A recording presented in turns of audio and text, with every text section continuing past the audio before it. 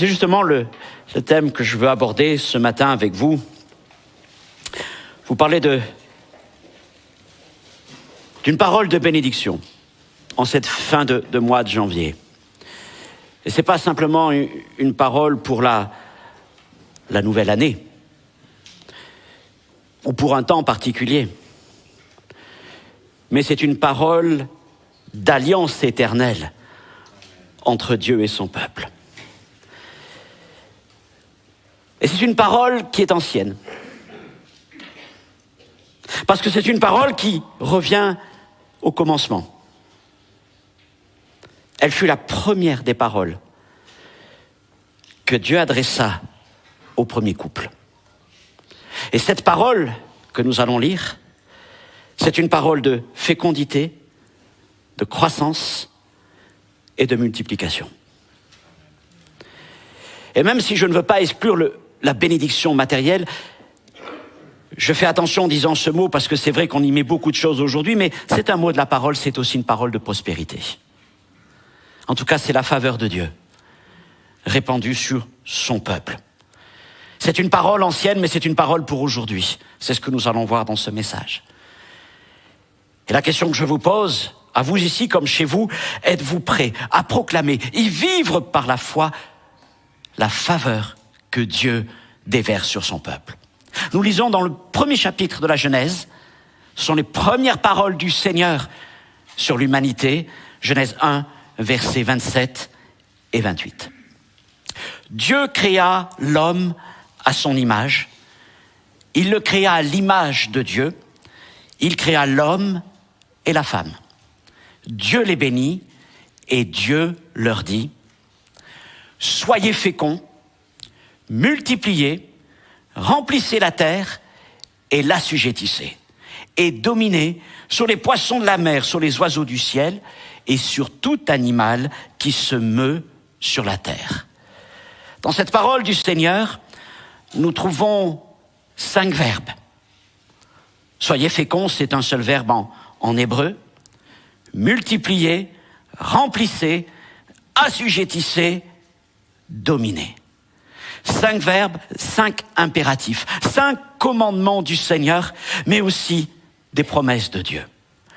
Et ce matin, nous allons nous arrêter principalement sur les 2 premiers verbes. Soyez féconds et multipliez. Et nous allons voir que ce sont des verbes qui ne sont pas simplement pour Adam et Ève, mais que ce sont des paroles que nous retrouvons tout au long des Écritures et des paroles qui demeurent jusqu'à aujourd'hui pour nous aussi. Seigneur, nous ouvrons ce matin ta parole au commencement. Et qu'il est bon de revenir au commencement, n'est-ce pas ce que Jésus disait, au commencement. Et Seigneur, mon Père, nous trouvons là l'expression de ton amour, de ton projet à l'égard de l'humanité. Et ces paroles, Seigneur, qui sont anciennes, demeurent éternelles et elles demeurent vraies pour aujourd'hui. Ce ne sont pas des choses qui concernent simplement les anciens, mais ce sont des choses pour nous aujourd'hui. Et je te prie de me permettre de les exprimer avec ta grâce, ton esprit, au-delà de tout ce que j'ai pu préparer, afin qu'elles puissent marquer nos cœurs comme elles ont marqué la vie de ceux qui les ont entendues en leur temps. Car Seigneur, je veux proclamer des paroles de faveur et de bénédiction en ton nom sur ton peuple, dans le nom de Jésus-Christ. Amen. Alors on va donc commencer par s'arrêter ce matin sur ces 2 paroles de bénédiction, qui sont aussi 2 commandements. Et d'abord, j'évoquerai cette parole de fécondité, cette promesse de fécondité. Soyez féconds, dit le Seigneur. Alors, s'approchant donc de l'homme et de la femme qu'il vient de créer, Dieu commence par les bénir. Vous avez noté, Dieu les bénit. Avant même de leur parler, Dieu les bénit et Dieu leur dit. Parce qu'il y a toujours un projet de bénédiction dans le cœur de Dieu à l'égard de sa créature, à l'égard de chacun d'entre nous. Et c'est dans cet esprit de bénédiction que Dieu parle. Et c'est dans cet esprit de faveur et de grâce que Dieu continue de nous parler. Et il a donné ce jour-là, et il donne encore cet ordre, ce commandement: soyez féconds, portez du fruit, dit le Seigneur. Les frères et sœurs, nous n'avons été créés ni pour l'oisiveté, ni pour l'inefficacité, ni pour la stérilité. Mais en disant cela, je ne cherche ni à culpabiliser, ni à condamner, ni à accabler. parce que parfois, ces choses sont une souffrance. Mais à travers ces mots, je rappelle les principes et les promesses divines. Et je crois qu'elles demeurent pour l'éternité. Et je veux vous encourager, vous inspirer, et par la parole du Seigneur, vous amener peut-être ce matin à une nouvelle foi, à une nouvelle espérance, et pourquoi pas même à une nouvelle dynamique de vie. Si vous êtes fatigué de vivre une vie sans fruits, sans résultats, une vie que vous pourriez peut-être même à un moment qualifier mais d'inutile, d'improductive, qu'ai-je accompli, qu'ai-je fait, Seigneur ? Eh bien, je veux vous inviter à considérer encore la parole que Dieu a proclamée sur l'humanité. Au premier jour, il leur dit « Soyez féconds ». Et cette parole est encore vraie pour nous. Elle est vraie pour nos vies, pour nos familles. Elle est vraie pour notre travail. Elle est vraie aussi pour son Église et pour l'appel que Dieu a placé sur nos vies. Le Seigneur nous dit encore « Soyez féconds ». Oui, Dieu a proclamé une parole de fécondité sur l'humanité. C'est un commandement. Et lorsque Dieu commande, il ne nous laisse pas là sans ressources, nous disant, ben voilà, maintenant tu te débrouilles pour faire tout seul. Mais quand il y a cet ordre du Seigneur, croyez aussi qu'il y a une capacité. Si Dieu dit à l'homme, sois fécond, il lui donne aussi la capacité pour devenir productif. Regardez-le avec le reste de la création. Dieu a créé des arbres selon leur espèce, est-il dit juste avant. Et ces arbres produisaient du fruit selon leur espèce, des pommiers, des pommes, des figuiers, des figues, etc., etc. Et ainsi Dieu a créé l'homme, mais aussi chacun d'entre nous, avec un dessein spécifique et des capacités propres en vue d'un fruit particulier. Non, nous ne sommes pas le fruit d'un hasard improbable. Nous ne sommes pas arrivés là comme ça, comme quelqu'un qui ne serait pas attendu. Je vais vous dire, même si tu n'étais pas attendu, même si tu n'étais pas désiré ou voulu, Dieu te connaissait déjà. Et quelles que soient les paroles que les hommes ont pu prononcer sur ta vie, des paroles de stérilité, d'oisiveté, des paroles d'inefficacité qui ont peut-être pénétré ton âme, eh bien sache que Dieu a parlé autrement. Avant même que tu ne sois tissé dans le ventre de ta mère, Dieu te bénissait déjà. Et Dieu disait, je te rends capable d'être fécond.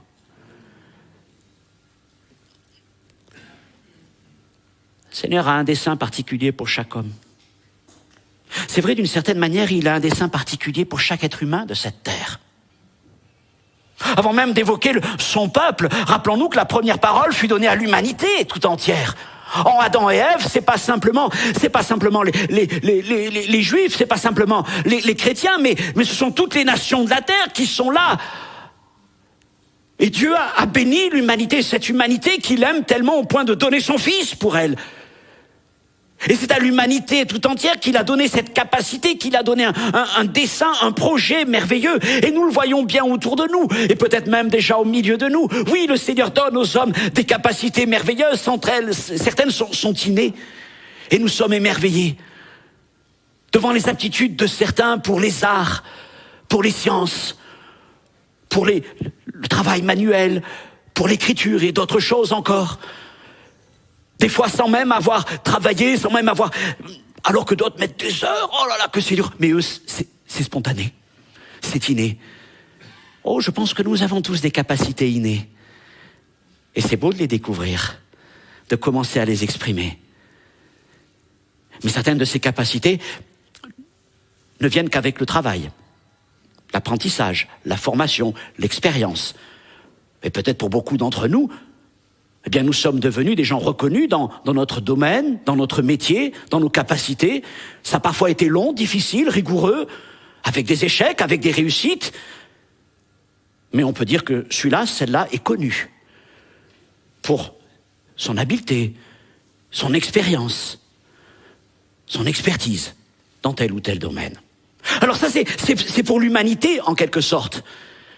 Mais maintenant, réfléchissons à cette autre humanité. À une humanité dont Jésus-Christ est le chef. À une humanité qui est née de nouveau. Et s'il existe des dons innés, des capacités innées chez les humains, je veux croire à plus forte raison que lorsque nous naissons de nouveau, il y a des capacités encore plus extraordinaires qui nous viennent du ciel. Lorsque nous sommes remplis de son esprit, baptisés du son esprit, c'est alors encore des dons merveilleux, des dons puissants que Dieu nous accorde pour accomplir des choses encore plus extraordinaires. C'est ce que Dieu veut faire avec nous. Mes frères et sœurs, Dieu nous rend capables de porter du fruit, capables d'être féconds. Il nous rend forts, il nous rend intelligents, il nous rend inspirés, il nous rend audacieux pour la cause de l'évangile et du royaume, mais aussi afin de bénir nos familles et nos vies. Il y a en nous une puissance de vie. Il y a en nous une puissance de fécondité, de productivité, c'est celle du Saint-Esprit. Et refusons les paroles qui abaissent, les paroles qui dénigrent. Refusons aussi l'infertilité. Repoussons l'oisiveté. Et croyons que Dieu a proclamé sur nos vies des paroles de fécondité et qu'il nous donne les capacités pour porter du fruit. Ce n'est pas simplement que tu es capable, mais Dieu t'a rendu capable. Dieu te rend capable, avec des grâces extraordinaires, d'accomplir des choses qui dépassent ton entendement, qui dépassent tes limites. C'est le Dieu qui nous aime et qui nous bénit. Dieu nous a créés pour être féconds et il nous donne cet ordre. Et puis ça ne s'arrête pas là. Vient donc ensuite une autre promesse, un autre commandement, celui de multiplier. Le deuxième verbe que Dieu prononce dans sa parole de bénédiction est en hébreu assez proche du premier, et il signifie tous les deux augmenter. Avec une différence, c'est que donc le premier, soyez féconds, évoque une croissance par addition, tandis que le second veut dire multiplication. Ainsi donc, l'homme commence avec une première capacité et un premier commandement du Seigneur ajouté, puis vient ensuite un deuxième commandement du Seigneur, et je le crois aussi une seconde capacité de Dieu, multiplier. L'addition et puis la multiplication. Dieu a créé l'humanité pour un dessein extraordinaire. Être à son image, selon sa ressemblance. Dieu ne nous a pas créés pour être à l'image des animaux, il ne nous a pas créés pour être même à l'image des anges, il nous a créés pour être à son image, selon sa ressemblance. Et dans le contexte de la Genèse, il y a un verbe sur lequel je ne m'arrête pas ce matin, mais qui dans ce temps de la Genèse est le verbe, je veux dire, c'est le verbe principal, parce que c'est vraiment le mandat de Dieu à l'humanité.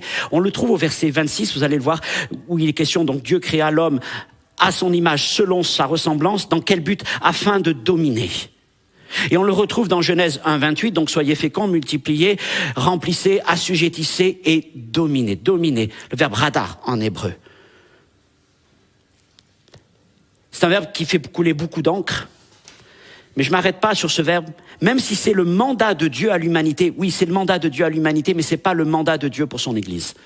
Parce que dans le Nouveau Testament, ce verbe qui était pourtant le verbe principal concernant l'humanité, disparaît dans le Nouveau Testament.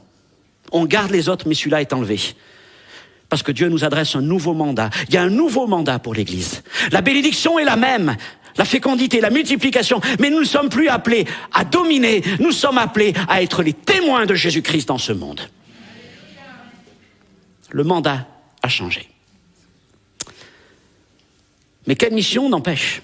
Dieu nous demande d'être productifs et ensuite de multiplier.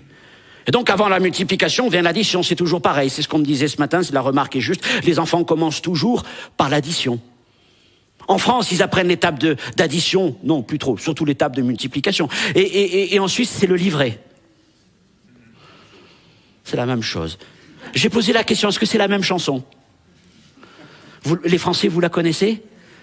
La, la, la, la, la, la, la, la. Ah, au moins, on commence par la mélodie. Si vous avez la mélodie, vous mettrez les notes dessus. Je ne sais pas si en Suisse, vous avez la même mélodie, Mais je peux vous dire, c'est une mélodie connue par tous les enfants de France. Donc, en premier lieu, l'addition. Mais Dieu ne s'arrête pas à l'addition, c'est aussi un Dieu de multiplication.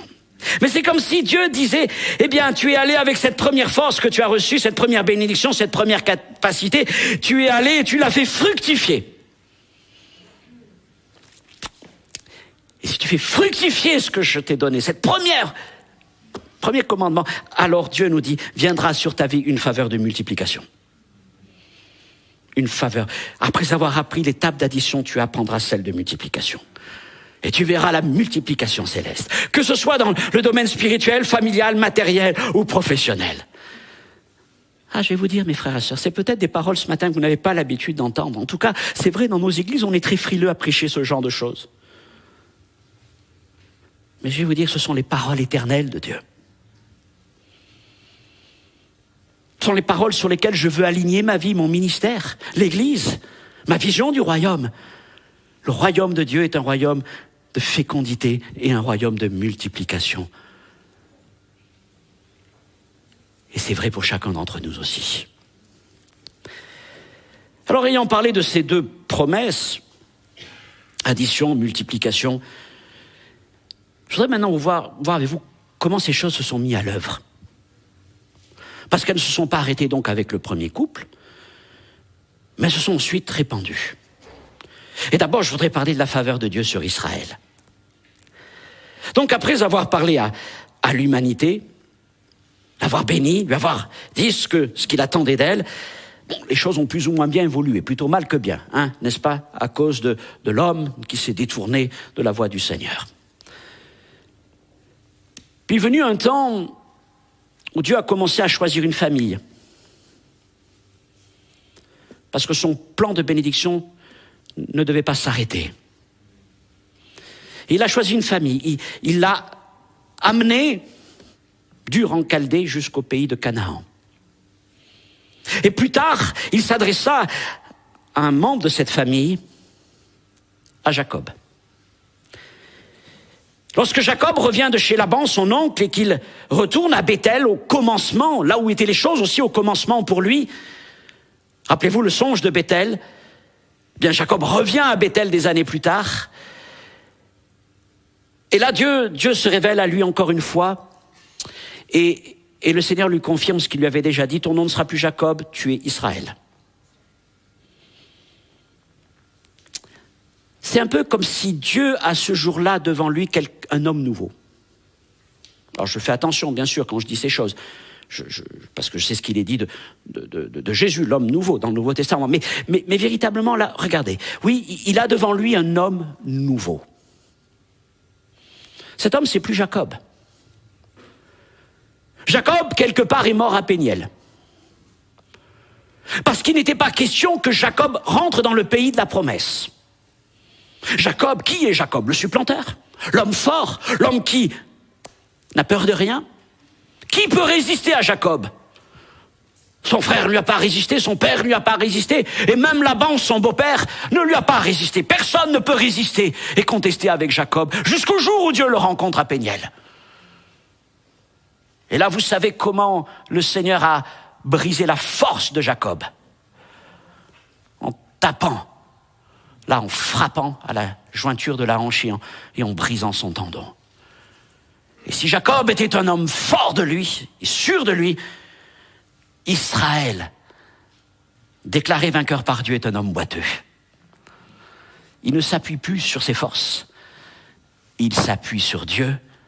Il est l'homme nouveau et il peut rentrer dans le pays de Canaan. Et là, à Béthel, Dieu lui confirme donc, tu es Israël. Et à travers toi, mon projet de salut et de bénédiction pour l'humanité s'accomplira. Et ce jour-là, à Béthel, Dieu prononce sur Jacob la même parole de bénédiction qu'il avait prononcée sur le premier couple. Genèse 35, 11. Dieu lui dit, je suis le Dieu tout-puissant, et il lui commande maintenant, sois fécond et multiplie. Voyez-vous, c'est maintenant une bénédiction, une faveur de croissance à l'égard d'Israël et à l'égard de la postérité d'Israël. Et maintenant, prenons un peu de recul. On pourrait dire que d'une certaine manière, d'Abraham à Jacob, il y a eu une bénédiction de fécondité. On sait que ce fut un dur combat. Hein. On pense à Abraham, mais aussi à Isaac, parce que les enfants sont nés après plusieurs années, presque 20 ans aussi d'attente. Ne l'oublions pas. Mais c'était par addition. Oui, Abraham a eu plusieurs fils, c'est vrai, parce qu'avec ses concubines et ses épouses, 3 en tout, mais il n'y avait qu'un enfant de la promesse, Isaac. Isaac a eu 2 fils, mais l'un a méprisé son droit d'aînesse et il n'en restait qu'un aux yeux de Dieu, Jacob. Donc finalement, jusqu'à Jacob, Dieu a ajouté. Et puis avec Jacob, quelque chose commence à se mettre en marche. Un effet de multiplication. Et vous savez comment la famille de Jacob s'est multipliée. Jusqu'à la fin, quand il va descendre en Égypte, ils sont près de 75 ou je ne sais plus enfin, le nombre exact. Enfin, il commence à représenter un certain groupe familial. Et là, véritablement, se déclenche donc cette faveur de multiplication qui va prendre une dimension extraordinaire lors du séjour d'Israël en Égypte. Exode 1:7. Les enfants d'Israël furent féconds et multiplièrent. Ils s'accrurent et devinrent de plus en plus puissants, et le pays en fut rempli. Et là, on retrouve les 3 verbes de Genèse 1:28. Fécond, multiplier, remplir. Vous voyez le fil conducteur qui est là, la bénédiction de Dieu qui continue de s'accomplir. Et l'effet multiplicateur va amener aussi la réaction. La réaction des Égyptiens, qui vont prendre peur devant ce peuple qui ne cesse de s'accroître. Alors ils vont tenter de casser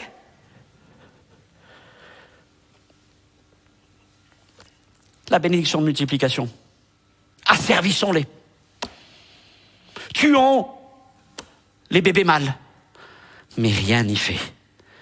Et on lit au verset 20 encore d'Exode 1 que le peuple multiplia et devint très nombreux. La bénédiction de multiplication prononcée par Dieu sur Israël s'accomplissait même dans l'adversité. Rien ne pouvait l'arrêter, c'était une promesse indestructible. Avançons encore un peu dans l'histoire d'Israël, arrivons à Moïse. Lévitique, chapitre 26, verset 9, Dieu parle au peuple à travers Moïse, il lui dit « Je vous rendrai fécond et je vous multiplierai et je maintiendrai mon alliance avec vous. » Alors voilà des mots très forts, surtout dans ce contexte et dans cette époque. Il se passe là quelque chose de tout à fait remarquable, c'est que Dieu renforce sa bénédiction de fécondité, de multiplication vis-à-vis d'Israël en l'inscrivant dans le cadre de l'alliance. Ça devient quelque chose de légal. C'est-à-dire que c'est plus simplement une promesse, mais ça devient un engagement réel de Dieu, inscrit dans l'alliance, inscrit dans la loi, dans ce qui régit les relations entre Dieu et son peuple. Autrement dit, la promesse de croissance devient une bénédiction imprescriptible de l'alliance entre Dieu et son peuple. Vous allez me dire, ce sont des choses anciennes, très anciennes. Alors je vous invite à réfléchir quelques instants. Qui pourrait douter que cette parole demeure éternelle et qu'elle continue de s'accomplir? Réfléchissons. Regardons ce petit peuple. Accroché à son bout de désert. Quand il est arrivé, il n'y avait plus rien. Rien. Des cailloux, du sable, des ruines, des pierres antiques. Et ce petit peuple, qui sortait de ce drame effroyable de la Shoah, était là comme dans la vallée des ossements. Et l'Esprit de Dieu a commencé à souffler. Et voilà ce petit peuple, dans son bout de désert, cerné par des ennemis ne cherchant que sa destruction, persévérant, mais vivant sous la bénédiction de Dieu. Et nous sommes étonnés. Israël est un mystère. Mais regardons Israël. Israël en tant qu'Israël. Je ne parle pas du peuple juif, je parle d'Israël. A le ratio le plus élevé de diplômes universitaires par rapport à sa population. Record mondial. On estime qu'1/4 des prix Nobel sont juifs. Nobelisés de tous les prix. Israël a la plus forte densité de jeunes entreprises, de start-up. C'est véritablement la start-up nation. Si vous avez Waze sur votre téléphone, sachez que c'est une entreprise israélienne. Avec seulement 0,1% de la population mondiale, Israël se classe au premier rang mondial pour les dépenses totales de recherche et développement dans la technologie. Savez-vous que depuis le mois de novembre, le shekel israélien est devenu la monnaie la plus forte du monde, plus forte que le dollar, plus forte que l'euro, plus forte même que le franc suisse. Le shekel israélien. Israël est un peuple qui connaît la bénédiction de multiplication même à travers les pires moments d'adversité, parce que Dieu a parlé sur lui. Et parce que les paroles de Dieu sont indestructibles et imprescriptibles. Alors oui, ça c'est pour Israël, mais qu'en est-il pour nous? Eh bien, parlons de la faveur de Dieu pour l'Église et pour ses enfants, pour ses disciples. D'abord, j'aimerais vous dire ceci. Alors, c'est un peu technique ce que je vais raconter, mais c'est pour établir le lien avec ce que nous allons voir. 250 ans avant Jésus-Christ, la tradition dit que des sages se sont réunis pour traduire l'Ancien Testament en hébreu en grec. Le grec, dans cette époque-là, donc avant Jésus, puis dans les premiers siècles de notre histoire courante, le grec était l'anglais de l'époque. C'est la langue que tout le monde parlait, la langue internationale. Du coup, pour la diffusion des Écritures, c'était quand même mieux de l'avoir en grec. Et donc, ces sages ont traduit les textes de la Genèse jusqu'au dernier livre de la Torah, du Tanakh, l'Ancien Testament, qui, dans le Tanakh, c'est le deuxième livre des Chroniques. Donc, tout ça a été mis en grec, et donc ils ont trouvé des verbes grecs pour exprimer ce qui était autrefois dit en hébreu. Jusque-là, vous me suivez. Donc, ok. Et par exemple, Genèse 1,28, cette parole que nous lisons aujourd'hui, juste citer 2 mots. Dieu les bénit et Dieu leur dit, soyez féconds. On va mettre, voilà. Et c'est le verbe oxano. Bon, ne le retenez pas. Enfin, simplement, ce verbe veut dire croître, pousser. Il est utilisé notamment dans l'agriculture. Croître, pousser. Et multiplier, plétuno. C'est le verbe multiplier en grec. Et remplissez la terre. Ok. Alors, Luc et Paul et les autres apôtres lisaient couramment la Septante, la version grecque. Puisque cette version grecque était appelée aussi la Bible des chrétiens. Le Nouveau Testament n'existait pas à l'époque des apôtres. Il n'avait pas encore été écrit. Et la plupart des citations de l'Ancien Testament qu'on trouve dans le Nouveau Testament sont tirées de cette Bible grecque. Donc, c'était celle que les frères et sœurs lisaient ou qu'on leur lisait dans les églises à l'époque. Et pour décrire la croissance de l'Église, dans les Actes, Luc écrit ainsi. Par exemple, Acte 6-7. La parole de Dieu se répandait. De plus en plus, le nombre des disciples augmentait beaucoup à Jérusalem et une grande foule de sacrificateurs obéissait à la foi. Et qu'est-ce que nous découvrons ? C'est que Luc reprend les mêmes verbes qui ont été utilisés dans l'Ancien Testament.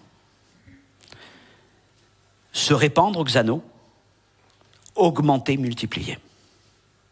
Et il continue, Acte 12-24. Cependant, la parole de Dieu se répandait, oxano. De plus en plus, et le nombre des disciples augmentait, plétuno. Et Paul fait de même. De Corinthiens 9-10, par exemple, celui qui fournit de la semence au semeur et du pain pour sa nourriture, vous fournira, vous multipliera, plétuno, la semence et il augmentera, oxano, les fruits de votre justice. Et il existe d'autres versets dans le Nouveau Testament associant encore ces 2 verbes. Pourquoi est-ce que je dis ça ? C'est pour vous dire que les mêmes paroles de bénédiction que nous trouvons sur l'humanité, puis sur Abraham, Isaac, Jacob, puis sur Moïse, sur Israël, nous retrouvons les mêmes mots, les mêmes paroles, la même force, la même puissance sur l'Église et sur chacun d'entre nous. Et Dieu a voulu que ce soit ces mots, qu'il y ait ce lien qui soit là, entre les Écritures de l'Ancien Testament et celles du Nouveau Testament. Il y a ce lien à travers cette langue grecque qui nous dit, mais ce sont les mêmes mots, je n'ai pas changé, ma bénédiction n'a pas changé, ma faveur n'a pas changé, ce que j'ai accordé à Israël, ce que j'ai accordé aux patriarches, je vous l'accorde aussi à vous, peuple de l'Église. Ils établissent ce lien ce fil conducteur qui nous permet, de là où nous sommes aujourd'hui, de remonter les Écritures, de remonter jusqu'au commencement, jusqu'à la parole de notre Seigneur. La même faveur est sur nous. La même faveur qui reposait éternellement sur Israël depuis Abraham repose sur le peuple de la nouvelle alliance. Les mêmes verbes, la même portée, la même puissance. Dieu veut que nous soyons féconds et que nous multiplions, tout comme l'était la première Église. D'une manière intéressante, nous trouvons dans les Actes des Apôtres ces deux phases, d'abord de fécondité puis de multiplication. On commence toujours par l'addition et on continue par la multiplication. Des chapitres 1 à 5 des Actes, Luc évoque par 3 fois la croissance de l'Église. Par exemple, vous connaissez bien ce verset d'Actes 2, 47, « Et il ajoutait chaque jour à l'Église ceux qui étaient sauvés. » Ajouter. Et ce verbe, en grec, veut dire additionner.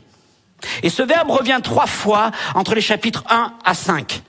Dire pendant tous ces premiers mois, ces premiers temps, peut-être premières années de la croissance de l'Église, de l'existence de l'Église, l'Église a donc connu une croissance par addition. Qu'est-ce que c'est ? C'est une croissance régulière, homogène. C'est comme une ligne droite, c'est une ascension tranquille. Dieu ajoute, Dieu structure, Dieu consolide, Dieu fortifie à travers cette croissance par addition.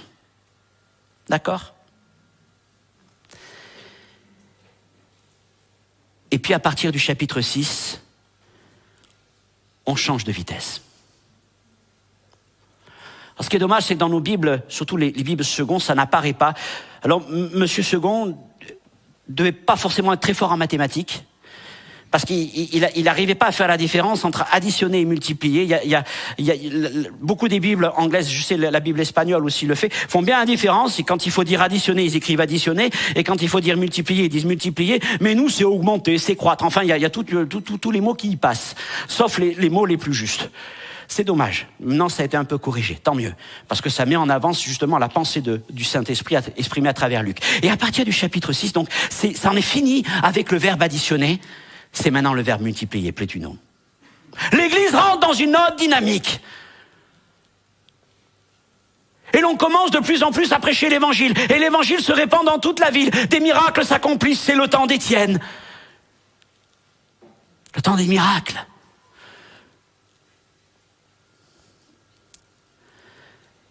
La croissance par addition est régulière. La croissance par multiplication, c'est un avion qui décolle. Et là, évidemment, il faut s'accrocher parce qu'on ne contrôle plus rien. On est emporté, comme dans un avion. Les réacteurs sont solides. Ce sont ceux de l'esprit et de la parole. Et ça décolle, ça décolle. Et ça décolle tellement vite que Luc, lui qui est un scientifique, écrit au chapitre 6, après avoir commencé par parler d'une augmentation, d'une multiplication, il va dire un peu plus loin au sujet d'Étienne, il va dire ça multipliait beaucoup. Multiplier beaucoup. Alors quand ça multiplie, c'est déjà pas mal, mais en plus quand ça multiplie beaucoup, pour ceux qui sont un peu mathéo-scientifiques au milieu de nous, c'est ce qu'on appelle une croissance exponentielle.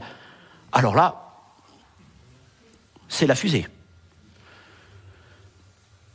Et ainsi, l'Église est rentrée dans cette phase. Elle a connu la phase par addition et la phase par multiplication. Vous comprenez qu'il vaut mieux quand même commencer par une phase d'addition avant d'aller vers la multiplication. Il faut quand même que ça soit bien solide à la base.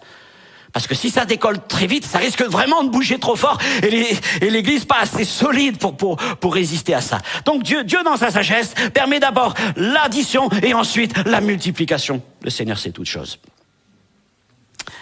Mais évidemment, comme pour Israël en Égypte, quand il y a la multiplication, ça crée des problèmes. Et ça a créé des problèmes à Jérusalem. Parce que les chefs juifs ont dit, ah oh, c'est intéressant. Vous avez rempli Jérusalem de l'enseignement, de votre enseignement. Rempli, tiens, rempli. C'est ce que le Seigneur avait dit, soyez féconds, multipliez et remplissez. Et l'Église a rempli Jérusalem. Alors du coup, les autres, qui ont vraiment été piqués au vif. Ils ont commencé à leur interdire, les ont menacés, les ont frappés. Et puis ensuite, il y a eu la persécution avec Saul de Tarse, ce qui a amené...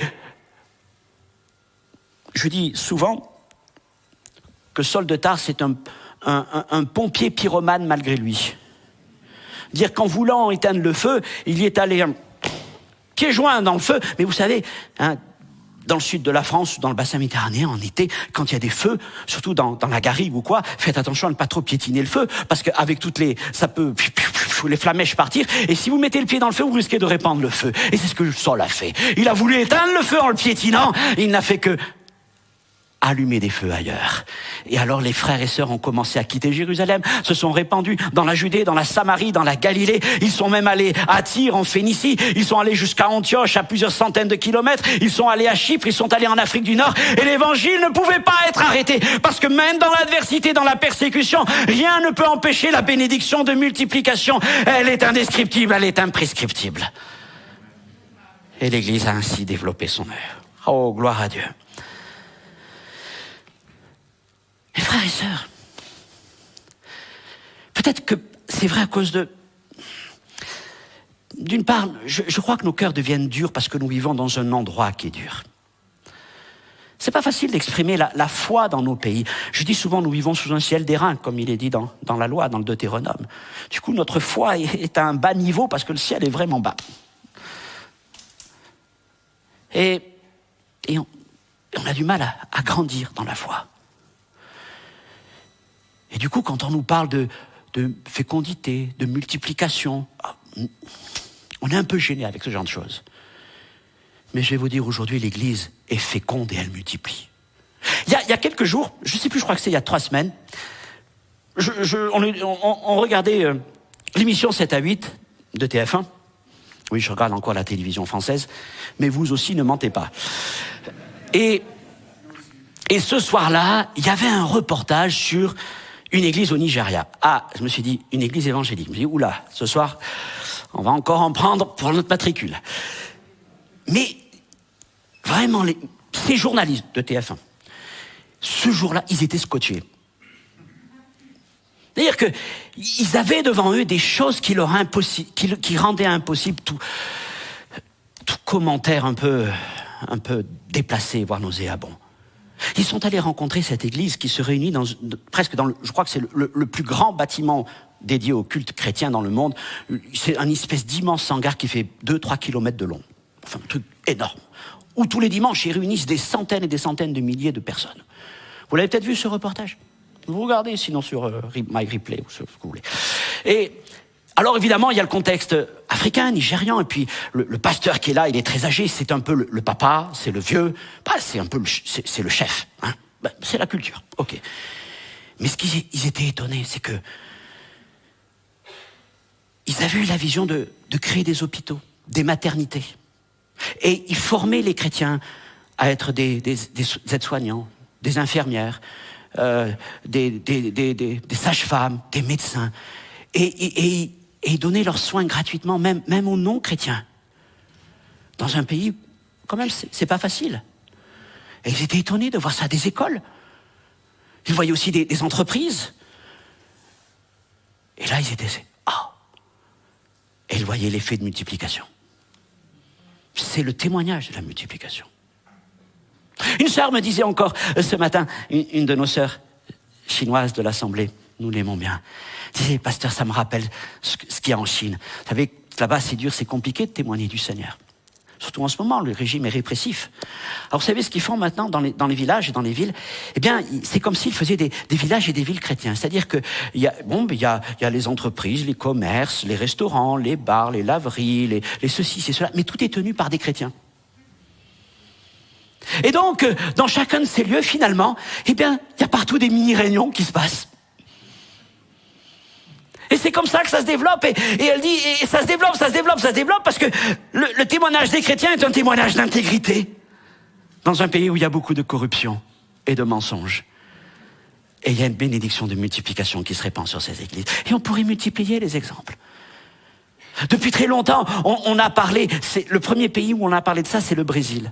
Les premières études sociologiques ont été faites, notamment autour des favelas de Rio.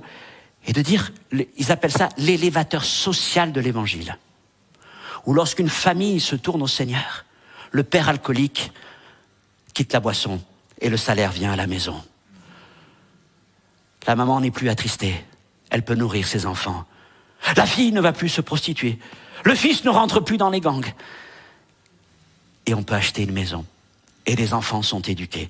Et il y a ce progrès social qu'on a vu. Et cette faveur et cette bénédiction de Dieu. Mais mes frères et sœurs, ne croyons pas que ce soit simplement pour les pays lointains. Oui, il y a peut-être un climat exogène, là, qui est là autour de nous. Le ciel est bas, le ciel est d'airain. Mais notre Dieu est puissant pour ouvrir le ciel et envoyer sa bénédiction. Et je crois que nous devons nous armer de cette parole. Ne pas penser que c'est une parole pour autrefois. Ne pas dire « Ah, mais ça c'est le message de la prospérité ». Je vais vous dire, pour nous c'est bien facile, oh oui, de dire c'est le message de la prospérité quand on vit dans un pays comme la Suisse où il y a toute l'opulence. Mais pour bien des pays, quand il n'y a rien et qu'on a un Dieu qui pourvoit ce besoin, c'est aussi important.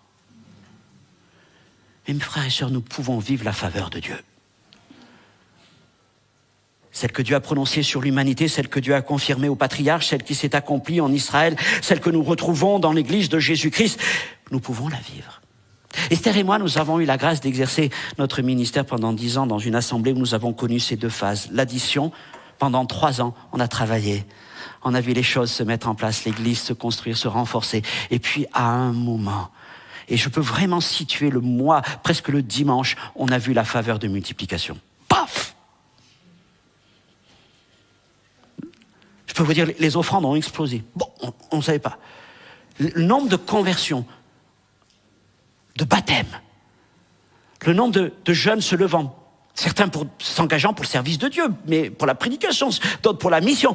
On a vu tout ça. On a vu le nombre de cultes multipliés, les lieux de culte multipliés. Et pendant 7 ans, nous avons vécu cette faveur de multiplication du Seigneur sur l'Église. Alors, mes frères et sœurs, tout ceci n'est pas une vue de l'esprit ou un montage artificiel. Ce sont des paroles que Dieu a proclamées sur les siens et que l'on retrouve tout au long des Écritures, de la Genèse jusque dans les Épîtres. Ce long fil conducteur de cette parole éternelle de Dieu. Ces paroles demeurent véritables pour nous aussi et nous pouvons les vivre à notre tour. Dans nos familles, sur notre lieu de travail, dans nos entreprises et surtout dans l'œuvre du Seigneur, que ce soit dans l'Église ou pour son royaume. Oui, il existe une faveur de fécondité, de multiplication sur chacun d'entre nous. Et quelle que soit la situation dans laquelle vous pouvez être, même si c'est l'adversité, l'échec ou la stérilité, armez-vous de ces paroles et proclamez-les avec foi. Dieu a parlé, prononcé une parole de fécondité, de multiplication sur ma vie, sur ma famille. Et c'est par elle que je veux me laisser conduire. Et Dieu me donne la capacité, la force pour les vivre. Ne passons pas à côté de cela, en nous enfermant dans des raisonnements étroits et religieux qui satisfont la chair. Mais au contraire, livrons-nous au plan du Seigneur. Dieu veut faire de grandes choses avec son peuple, pour son peuple et surtout pour sa gloire à lui. Alléluia. Seigneur, ce matin, je voudrais encore une fois, donc pasteur de cette assemblée, je parle aux frères et sœurs qui sont là et je prie aussi pour ceux qui nous écoutent. Je veux en ton nom, Seigneur, proclamer cette parole de bénédiction, une parole de fécondité, une parole, Seigneur, de multiplication. Seigneur, ce ne sont pas mes mots, ce sont les tiens. Et nous avons vu que ce ne sont pas simplement des mots pour un temps, mais ce sont des mots que l'on retrouve tout au long de ta parole. Et je crois que c'est significatif de ce sont des paroles éternelles et qui demeurent. Seigneur mon Dieu, permets-nous de nous aligner sur ces paroles. Oui, nous voulons vivre la faveur de Dieu. Nous ne cherchons pas à acquérir des biens pour nous-mêmes, ce n'est pas cela, Seigneur.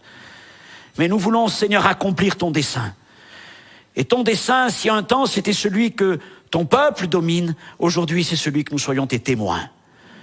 Seigneur mon Dieu, permets encore que cet effet de grâce, cet effet de vie, cet effet de multiplication vienne dans nos pays d'Europe occidentale. Dans nos églises, Seigneur, nous en avons tant besoin. Et Seigneur, merci pour les églises qui sont dans les pays lointains, qui sont un témoignage de ce que ta parole demeure vraie. Alors merci Et Seigneur, si je dois placer cette année sous un certain regard, Seigneur, alors que ce soit celui de cette parole éternelle, parce que je crois qu'elle demeure. Même dans cette année d'incertitude et peut-être de confusion, ta parole demeure vraie. Elle demeure puissante même dans l'adversité, dans le nom de Jésus-Christ. Amen.